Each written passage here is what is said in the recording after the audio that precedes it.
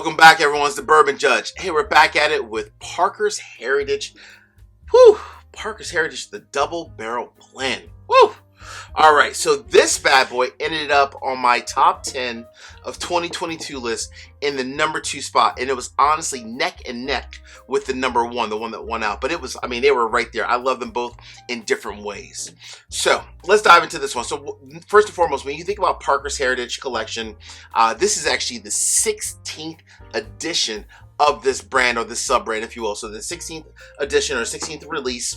When you think about Parker's Heritage as a whole, a couple things come to mind. Number one, every time if you do find it, it is extremely highly allocated. So very highly allocated, hard to find. Even though MSRP on this is about $160, you know, give or take a couple bucks in either direction, depending on where you find it. That's the MSRP. Odds are, unfortunately, many stores do mark it up way above that $160 mark. So that's one thing. But I would say the second most important thing is that I wanted to do this review because, you know, a lot of times you might, for example, enter a lottery, a whiskey lottery, and you might have the choice of this versus, I don't know, like an Elmer T. Lee or something of that nature, which, by the way, I would say definitely pick this over Elmer T. Lee each and every day. But all jokes aside, you might have a chance, if you're entering a lottery, to buy either this or something else. So hopefully this can kind of help make your decision as you're looking to potentially choose between this bottle versus something else. Next thing I would say is that, you know, a lot of us go to bourbon bars. So hopefully this review will help you. You know, if you're in a bourbon bar, you're like, you know what, I want to just, you know, sip maybe 1 or 2 different really highly exclusive bottles. Which 2 should I sip today? If you see this on the list, hopefully today's episode will help you make your decision. Cool? All right. So I've already poured this bad boy. But what I will say about this double barrel blend is that I love the fact that Parker's Heaven Hill, very straightforward, right? I mean, it says right here on the front, 67%, so 2/3 of this whiskey, you know, the whiskey itself, is aged 13 years. Now, they took that 13-year-old whiskey, they then dumped it into secondary new barrels, and those barrels were charred at level 3, and they aged that for an additional month.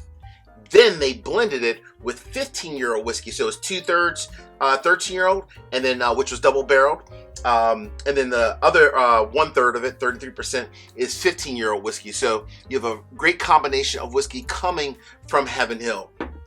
One thing I will say also about Heaven Hill as a whole, whenever they release this Parker's Heritage Collection, each and every time I've ever had it, it's always been straight up just fantastic. Really enjoyed all the Parker's Heritage Collection. So let's see, again, just how special this whiskey is. All right. Woo! Wow.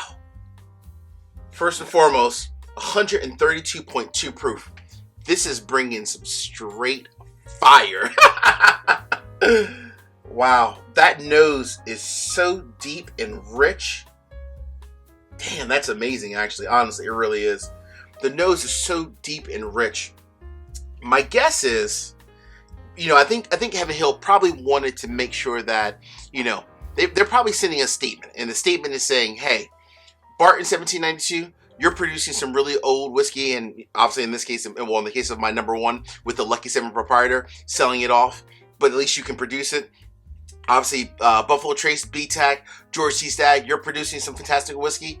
We too can produce some fantastic whiskey and compete with you. I think that was honestly, they were kind of just, beating the chest kind of a thing. That's my opinion. All right, let's dive into this a little bit more though. Oh man. So a couple things. This is extremely deep, rich, and robust. I get a lot in this nose. Wow, there's a lot going on in here. Number 1, first and foremost, it's almost like a blend of like chocolate with like some strawberries, almost like some burnt caramel as well. It's like strawberries, burnt caramel. Oh man, a lot of chocolate, a little bit of leather.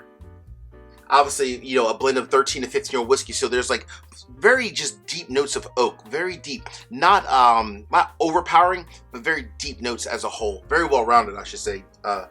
Oak notes in there, a little bit of leather. Oh man, and almost like some notes of like some raisin in there as well.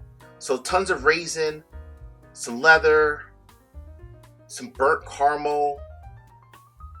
Man, this is really, really, really, really nice. Oh my gosh. That chocolate just keeps coming back. That's like the #1 thing, at least for me, the one I'm getting in the nose. All right, my friends, real quick, 3 quick, easy favors. #1, hit the like button. #2, drop me a comment. Let me know what are your thoughts on this Parker's Heritage Collection if you tried it. And if not, what are your thoughts on some of the previous collections as well? And last but not least, go ahead, hit the subscribe button, and then also hit the bell so you get notification each and every time I release new content. Cool? All right, here we go.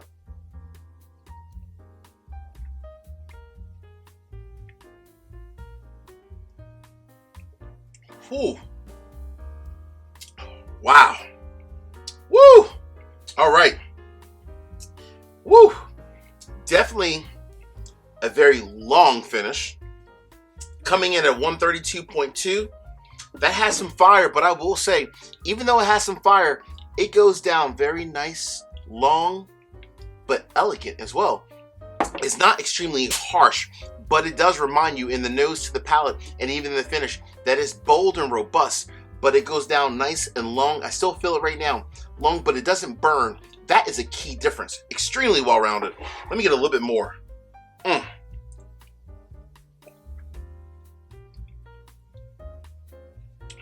Wow.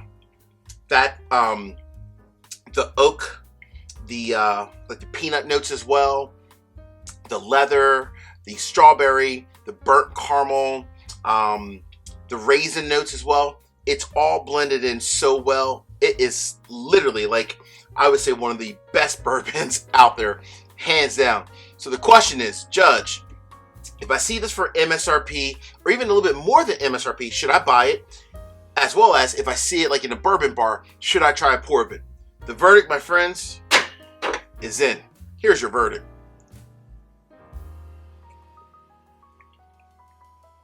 Woo!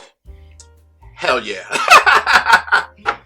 That is fantastic. So, hell yeah, meaning, is that a buy? Absolutely, all day, every single day. Is it worth a little bit more than MSRP? You know, to me, it definitely is. I would say even maybe up to like, gosh, I don't know. That's a fantastic whiskey. That is heads and shoulders above a lot of other whiskeys out there. I would probably pay it like maybe even like up to 200, 220 for this. Again, everyone has a different wallet, different price point, so I'm not saying what everyone should pay for it. I'm saying what I would pay for it. But most important, if you see it in a bar and you can find it for a decent price for a pour, for a 1 or 2 ounce pour, is it worth getting a pour of this over something else? In my opinion, hands down. This to me is such a unique product. It's one that I think Heaven Hill did a phenomenal job, not only blending it, but I love the whole double barrel experience as well. How they took that 13-year-old whiskey and put it into a secondary barrel. That was pretty damn badass. I think it really helped to make this well-rounded. Folks, this is phenomenal. If you see it, grab it at a decent price or in a bourbon bar, make sure you get yourself a pour. Until the next time, my friends, peace, cheers, and most important, salute. Take care.